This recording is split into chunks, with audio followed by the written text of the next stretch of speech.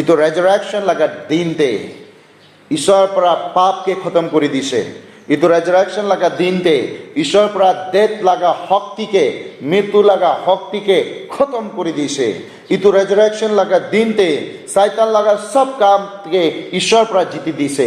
ইটো ৰেজাৰেকশ্যন লগা দিনতে আপনি আৰু মই লগা সালভেশনকে পাক্কা কৰি দিছে। ৰেজাৰেকশ্যন লগা ইটো দিনতে ঈশ্বৰৰ পৰা শয়তান লগা সব প্লানকে খতম কৰি কিনে তাই আপনি আৰু মইকে অনন্ত জীবন দিয়া লাগা একটা পাক্কা হওয়া লাগা একটা দিন আছে, বিজয় লাগা দিন আছে, ভিক্টরিয়াস লাগা দিন আছে, যীশু খ্রিস্ট লাগা প্রফেসি ফুলফিলমেন্ট হওয়া লাগা দিন আছে। রেজারেকশন লাগা দিনতে আপনি আর মই কি কথাতে মরে আছে না, কি কথাতে হারাই আছে না, কি কথাতে কমজোর হয়ে আছে না।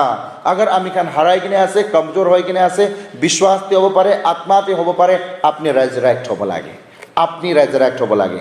এই ধরনের রেজারেক্ট খ্রাইষ্টকে রিসিভ কৰি লবি। বাইবেলতে কৈছে যোন মানুহ ঈশ্বৰৰ লগতে মৰিছে তাই মানুহ নতুন জীৱন লৈ কিনে ঈশ্বৰৰ লগতে উঠিছে, নতুন জীৱন লৈ কিনে ঈশ্বৰৰ লগতে উঠিছে, নতুন জীৱনতে বেৰাব কাৰণে। Praise the lord. নতুন জীৱনতে বেৰাব কাৰণে যীশু খ্ৰিস্ট মৰাৰ পৰা জিন্দা নহা হইলেতো হলে ঈশ্বৰ লগা গস্পলটো মিছা হৈ যাব থাকিছে। ঈশ্বৰ মৰাৰ পৰা জীয়াই না উঠা হলেতো হলে আমি খান লগা বিশ্বাস বি মিছামিছি হৈ যাব থাকিছিলে। যীশু খ্রিস্ট মৰাৰ পৰা জীয়াই না উঠা হলেতো হলে আমি খান লগা উইকনেছ বি মিছা হৈ যাব থাকিছে। আৰু যীশু খ্ৰিস্ট মৰাৰ পৰা জীয়াই না উঠা হলেতো হলে তাই ৰেজাৰেক্ট নোহোৱা হলেতো হলে আমি খান লগা পাপ ইত্যাদি চাফা নহব থাকিছে, ইত্যাদি ক্ষমা নহব থাকিছে।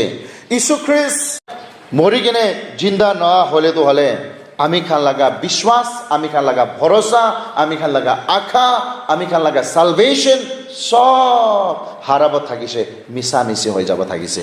যীশু খ্রিস্ট তাই মৰি কিনে জীয়াই উঠা দিয়া কাৰণে হে আমি খান আজি ভিক্টৰিয়াছ লাইফ বাচিবলৈ পাৰি আছে। Praise the lord. এতিয়া আমি খান ভিক্টৰিয়াছ লাইফ বাচি থাকে। Romans chapter 6 laga 8. Now if we died with Christ, we believe that we will also live with him. Agar আমি খান ঈশ্বৰ লগতে মৰি যাইছে কলে আমি খান ঈশ্বৰ লাগা ৰেজাৰেকশ্যন দেবে, ৰেজাৰেক্ট হৈ যাব। আজি আমি খান ঈশ্বৰ লগতে আমি খান লগা বিশ্বাসটো কেনেকা হ'ব লাগে কলে দলে মই ঈশ্বৰ লগতে মই লগা পাপকে লৈ কিনে মৰিছে, ইটো বিশ্বাস হ'ব লাগে। আৰু মই লগা পাপকে লৈ কিনে ঈশ্বৰৰ লগতে মৰিছে আৰু তাই জিন্দা হোৱা টাইমতে মই বি নতুন জীৱনতে জীয়াই উঠিছে, ইটো বিশ্বাস থাকা লাগা খ্ৰীষ্টান হ'ব লাগে। আমি খান তোলে না ঈশ্বৰৰ লগতে পাপ লৈ কিনে মৰি কিনে তাই লগতে নতুন জীৱনতে উঠা খ্ৰীষ্টান আছে দেই। ৰেজাৰেকশ্যন ডে পৰা আপনি আৰু মইকে নতুন মানুহ বনাই দি কিনে আছে। ৰেজাৰেকশ্যন ডে পৰা যীশু খ্ৰিস্ট লাগা ৰেজাৰেকশ্যন লাগা দিনতে আপনি আৰু মই নতুন মানুহ হৈ যা লাগা হৈছে দেই। ইটো কথা জানিব লাগে।